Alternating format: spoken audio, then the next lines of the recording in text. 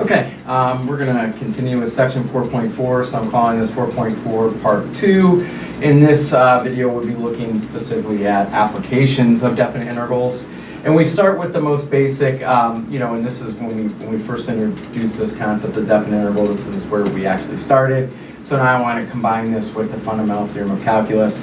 So here, find the area of the region bounded by the graph of y equals x to the third plus 2 all over 4, the x-axis, and the vertical lines x equals 0 and x equals 2. Now, one of the things here is we would be doing this without a calculator. I don't necessarily know exactly what this looks like. I mean, I have some idea, but when it comes to these types of problems, we don't need to know exactly what they look like. We know we're going to integrate it from 0 to 2. The one thing is we have to be conscious of when it's positive versus when it's negative. Let's start off by simplifying this by taking, as soon as we see two things on top over the 4, I can rewrite this thing as y equals 1/4 x to the third plus, and then 2 over 4 will be 1/2. Now the first thing I'm going to do is I actually want to see whether or not we're going to have a 0 in between here. Is it going from positive to negative? If I did have a 0 between 0 and 2, I would have to actually split that into 2 separate integrals, and then the section where it was possibly negative, after I integrated, I would change that negative to a positive. When we're asking the question, find the area, we're not talking about an integral, which can be positive or negative. They're based on area, but when I talk about area, I'm talking about a positive thing, so that's what I would want to include there. So let's take a look. Is there a point where this is equal 0? So first of all, let's move this over here. We've got 1/4 x to the third is equal to negative 1/2. Okay. So then we get x to the third. We're going to multiply this by 4, so we get negative 2. And so I'm going to take the cube root. And we can already see that we are not, we're not going to have a 0 on that interval. We do have a 0, but it's on the negative section, which makes this a little bit easier. So this would be the cube root of negative 2, or, of course, cube root, we retain that negative of the cube root of 2. So that's not going to be an issue here. Now the last thing to check is this indeed positive or negative? So if I take a value between 0 and 2 and plug it in there, am I getting a positive? And I am. If I did get a negative from 0 to 2, then I would just integrate it, and then when I got that negative value at the end, I'd make it positive.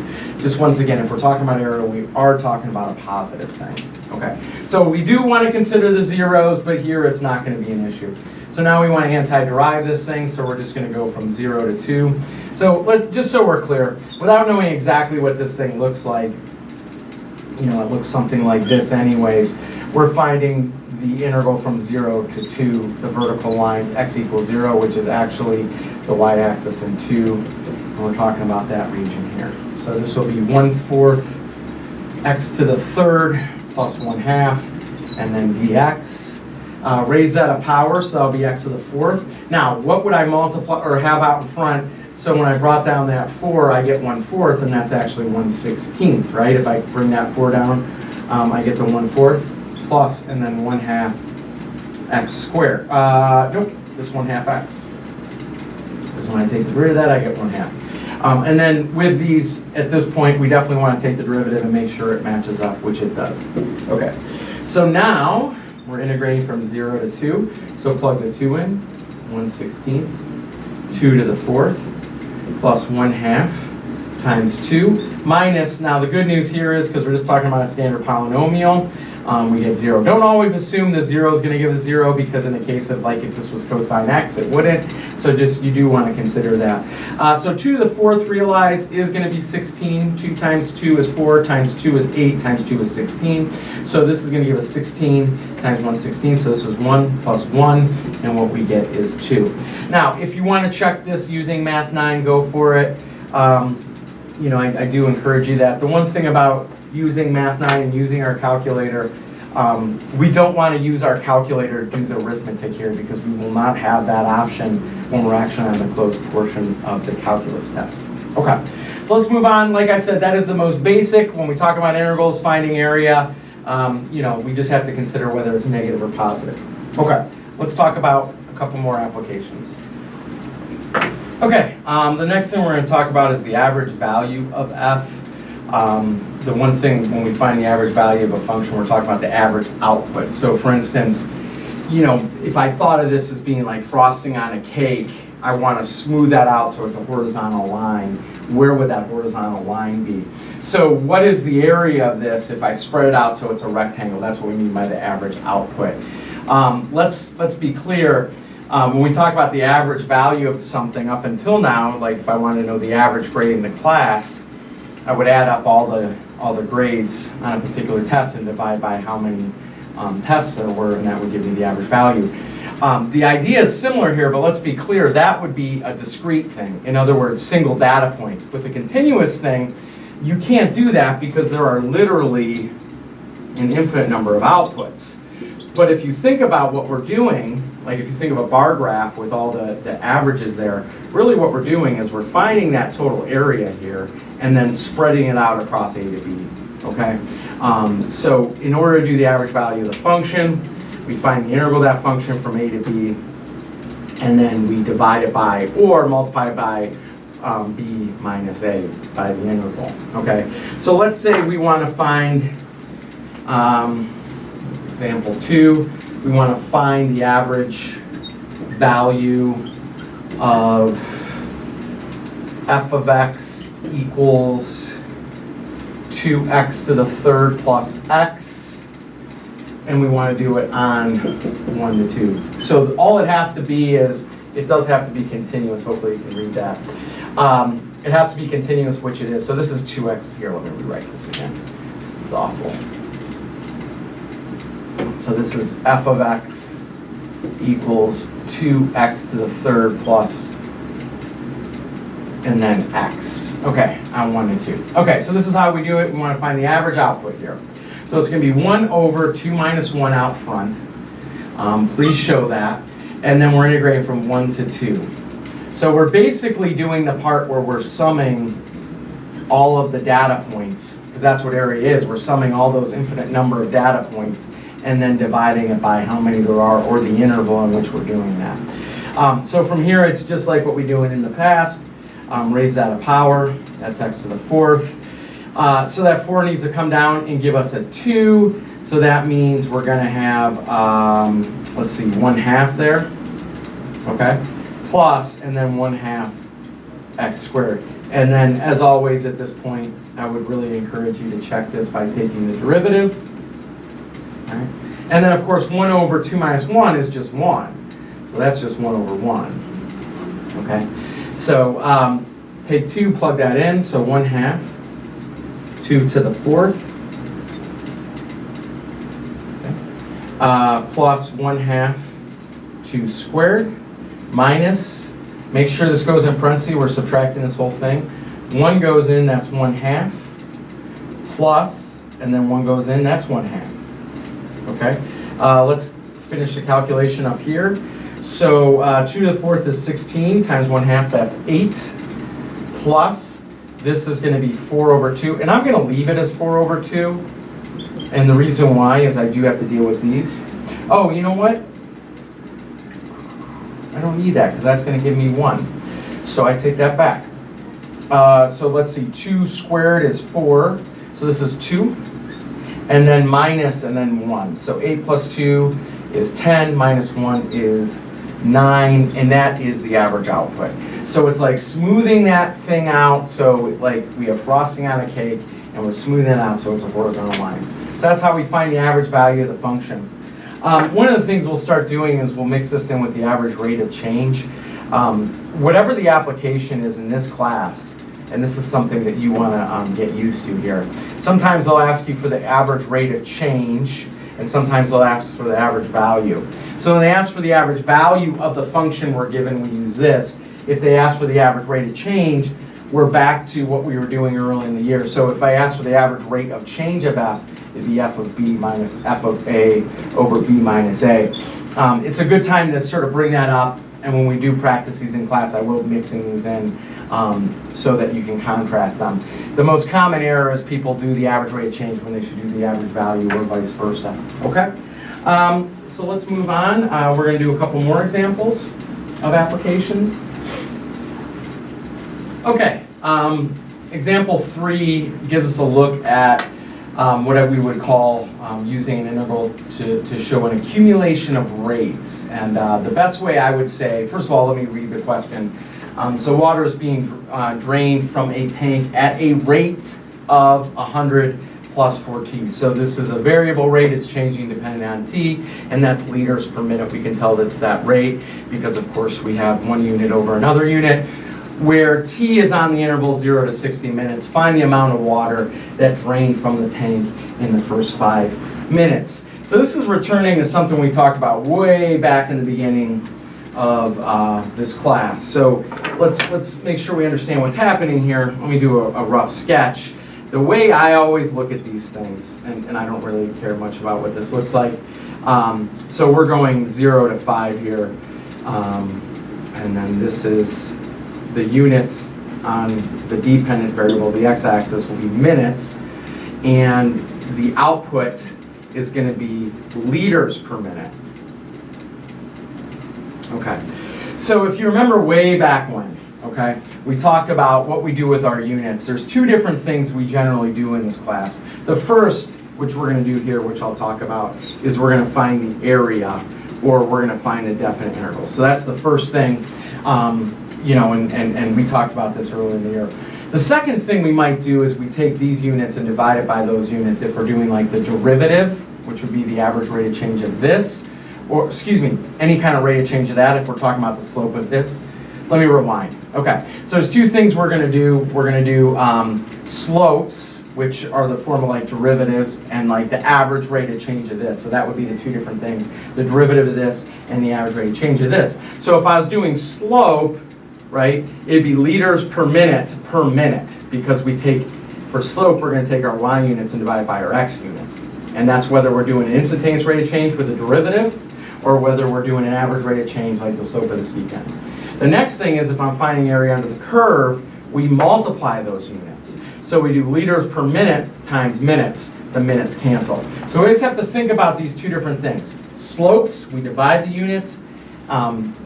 Areas, we multiply the units. So if you use that, this can be very helpful, because what I realize is that we want to find the total amount of water that is drained from this tank over the first 5 minutes.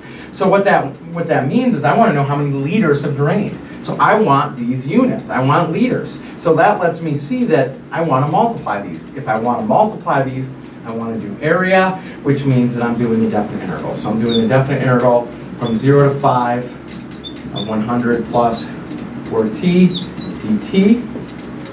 Okay, now from here, all we have to do is put the units. So this is going to be 100t plus 2t squared. Check your antiderivative by taking the derivative. And we're going 0 to 5. So this is going to be 500. And by the way, this is definitely reasonable without a calculator. If I plug 5 in that, I get 2 times 25 minus, plug 0, we get 0. So this is 2 times 25 is 50, 500, and that's 550, and that is liters. That is how much water has been drained from this tank from 0 to 5 minutes. So once again, let the units be your guide. If we want to multiply those units, we're going to end up doing the integral because we want area. If we're dividing those units, so in this case, like if you're doing the derivative of this, realize that would be the rate of change of this rate of change, so that'd be liters per minute Okay, so let's move on to our last example here, which is going to deal with the rate of change, but specifically we're going to be looking at velocity. Okay, in our last example, we're returning to ideas that should be familiar to us. So I'm giving you a velocity function in terms of feet per second. This is of an object moving along a straight line. And this is the velocity function where t is the time in seconds. And specifically for both of these, we're looking through to 8. Now this, I'm going to go ahead and do this as an open calculator question. Now as soon as it's an open calculator question, that means I don't have to deal with antiderivatives and things like that. It means that basically I can let my calculator do the work, but I do still have to set up the intervals, and that's what I'm going to show you here today. Okay, so let's start off by entering this in our calculator. So start off with the t to the third, so x to the third minus 14x squared, okay, plus 56x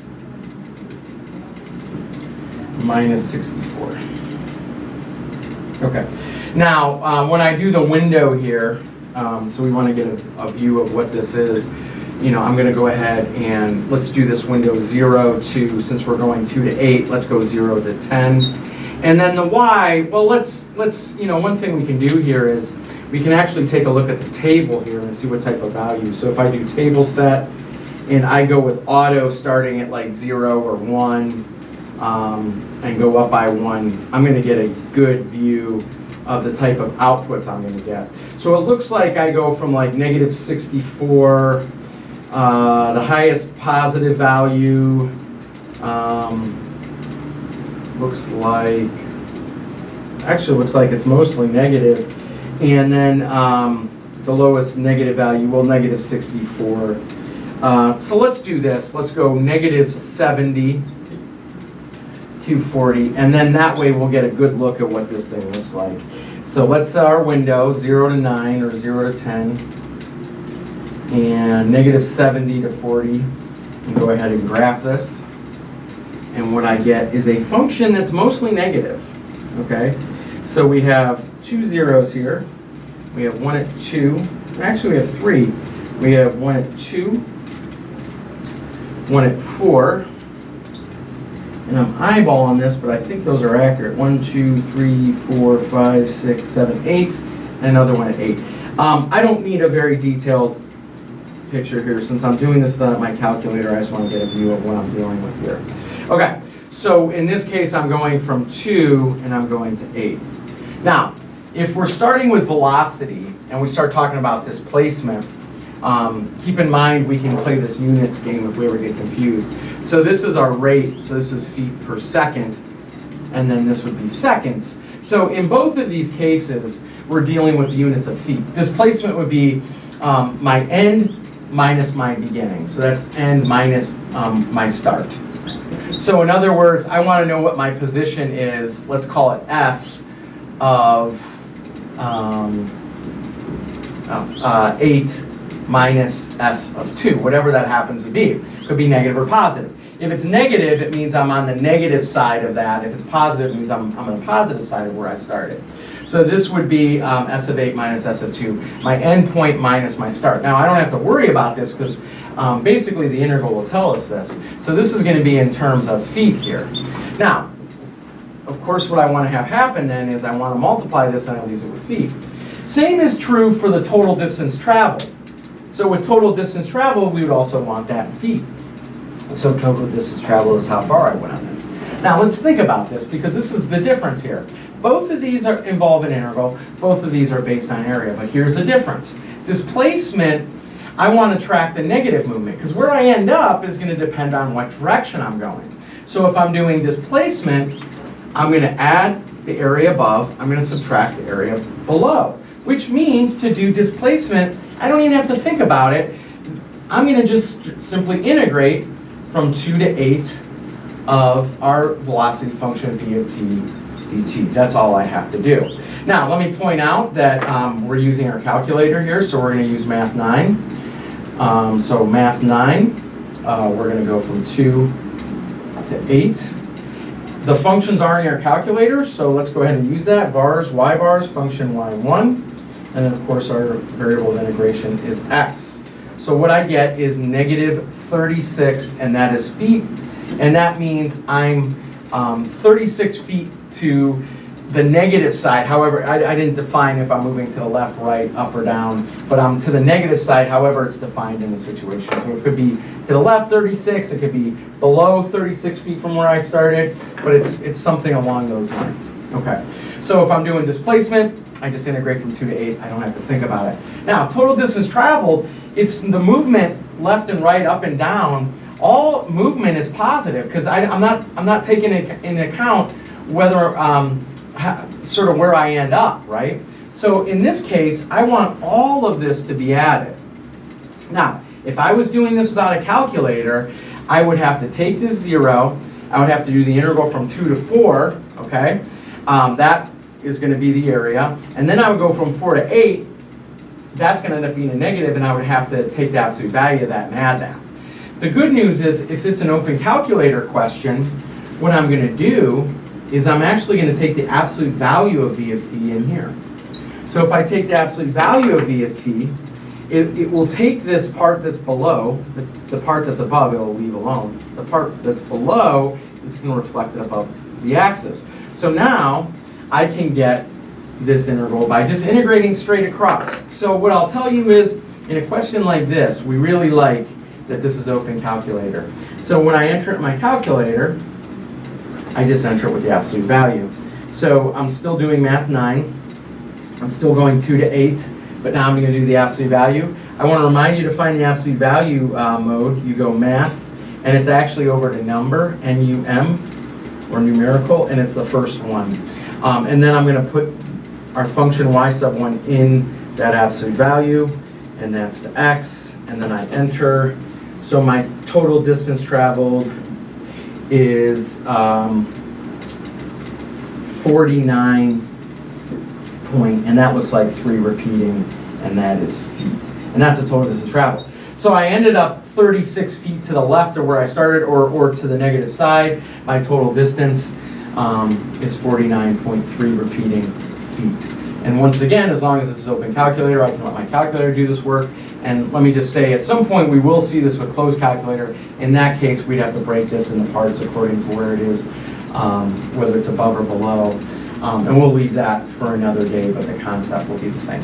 Okay, so those are just a few applications of integrals. We will, throughout the year, be getting more of those. However, this really gives us a look at the big ones. So once again, area between a function and the x-axis, we talked about that. The average rate, or it's not the average rate of change, the average value of a function, the average output of a function. Using integrals to find the accumulation of the rate of change. Keep in mind, when we do the area, when we do the integral, we always multiply those units. And finally, displacement versus total distance traveled.